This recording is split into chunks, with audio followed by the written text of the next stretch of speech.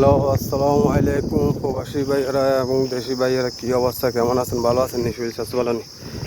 দেখেন ভাই, সোমালি ছাগলগুলো নতুন আইছে, নতুন ছাগল আইছে, এগুলো আরও গোসল করাইতে হয়েছে। গোসল করাইরে রোদে সরাবেলা আনছি ভাই। যারা মাজরার ভিতরে, আরব কান্ট্রির ভিতরে যারা মাজরার ভিতরে কাম করেন তারা কইতে পারেন এগুলোর সরানি, গোসল করানি এমন কষ্ট।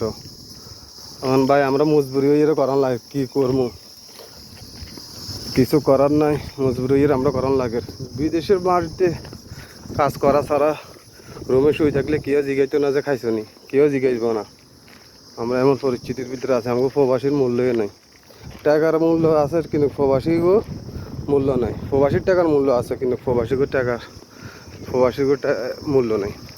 দেখছেন এগুলো সোমালি ছাগল, এগুলো সোমালি থেকে আইছে।